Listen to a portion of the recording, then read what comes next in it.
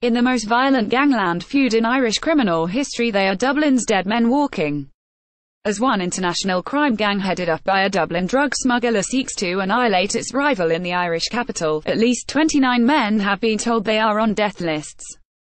15 people have already died, with many more injured, and dozens of families have been driven from their homes by fear and intimidation during 2 years of gang warfare between master criminals Christy Kinahan and Gerry, the monk, Hutch. There is seemingly no end in sight to their fight over the Dublin drug trade, which has intensified and become ever more personal. The Guardian has learned that the Joint Policing Committee in Dublin, which brings together elected representatives including city councillors and senior police officers, received information at the start of the year that detectives have informed 29 men may risk being assassinated. Despite appeals from politicians, community leaders and church figures for an end to the bloodletting, the Kinahan cartel appears determined to wipe out the entire Hutch gang and anyone it perceives as loyal to it. The shooting war has resulted in areas such as Sheriff Street in central Dublin, not far from the city's main O'Connell Street thoroughfare, being put under 24/7 police surveillance. Armed detectives are parked in cars outside the homes of Hutch associates. Similar patrols have been deployed on a round-the-clock basis in areas seen as Kinahan gang strongholds, such as Crumlin and Ballyfermot, south of the River Liffey. Moment shooting begins at Dublin Boxing Way in the feud, which began in September 2015 when Hutch's nephew Gary was killed in Spain, grabbed global attention at the start of 2016 when Hutch's men launched a spectacular revenge attack at a Boxing Way in the Regency Hotel in North Dublin. Hutch's gang had intended to kill a large group of men they believed were linked to Kinahan by deploying 2 gunmen, disguised as police, carrying AK-47 assault rifles.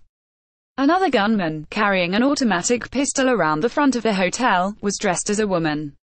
The hotel's CCTV equipment and live TV coverage of the weigh-in captured the entire armed assault. Images of people fleeing in blind panic from men wearing police high-vis yellow bibs and clutching Kalashnikovs were beamed across the world. David Byrne, a Kinahan soldier, was shot dead.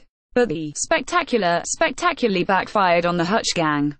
In the ensuing feud, the Kinahan gang, whose boss moves between properties in Spain, North Africa and Dubai, has been responsible for 13 out of the 15 killings. Among the dead were 2 innocent civilians who were killed because they were mistakenly associated with Hutch. Derek Oakley Hutch, a nephew of Hutch, was the latest to die, gunned down last month while sitting in a car near Dublin's Wheatfield prison. At the time, the 27-year-old and his associates were involved in a plot to throw a parcel of drugs over the prison wall. Jimmy Guerin, a Dublin County councillor, has been campaigning against the pervasive influence of the crime gangs ever since his sister Veronica was shot dead on the orders of a convicted drug-dealing gangster in 1996. Guerin said that, ironically, crime has fallen in some of the hotspot areas as the feud has intensified and police have been deployed around the clock. Jimmy Guerin, brother of the murdered investigative journalist Veronica Guerin. Photograph, Steve Humphreys, PA. This feud is about more than just drugs, Guerin said. It is also about a clash of personalities and deep personal bitterness.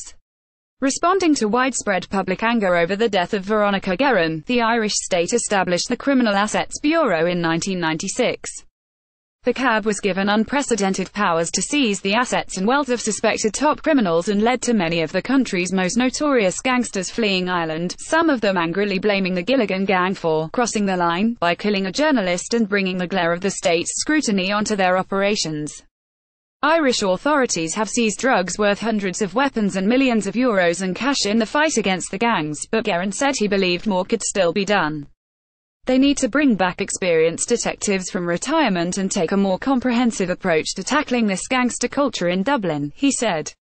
Guerin praised the police for putting hotspot areas into lockdown, a measure he said had saved lives. But they can only thwart so many attacks.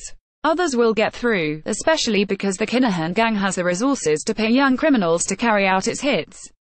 It is spending tens of thousands of euros and offering to wipe out drug debts to addicts and petty criminals if they will attack anyone connected to the Hutch gang. Dublin Map. The constituency of another councillor, Mannix Flynn, includes some of the South Dublin inner city areas regarded as more loyal to Kinahan's gang.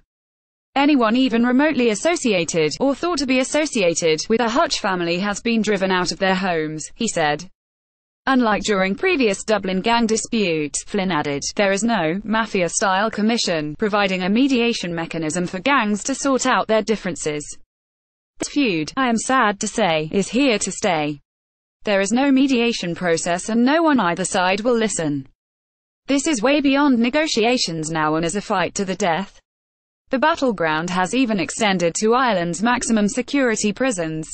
Convicted criminals with associations to both gangs have to be housed on separate landings, and prison officers made aware of their affiliations in order to avoid clashes. This feud, I am sad to say, is here to stay. Dublin councillor Mannix Flynn said the climate of fear crept into every area of life in the communities where the war is taking place. In certain pubs and clubs, whether here in the south inner city or in the north side of Dublin, there are people who get up and leave at the first sight of certain individuals they think are either under threat or are involved in the shooting war. The fear is everywhere in these communities and no one in them feels safe anymore, Flynn said. According to a senior veteran detective who spoke to The Guardian, the feuding will only end if one of the two master criminals is killed. The detective confirmed reports in Dublin that, from his various bases across Europe, Africa and the Middle East, Kinahan has offered a bounty of several €1,000 to have his bitter rival kidnapped and killed in a slow, painful death. The bounty reflected the deep-rooted hatred Kinahan bears toward Hutch, he said, but there were more rational, economic reasons for Kinahan to wipe out his rival and his gang. For decades the gang aligned to Gerry Hutch had control of the smuggling routes based at Dublin port. The Kinahan cartel have always craved control of that network, and by defeating the Hutch gang they would take over these routes.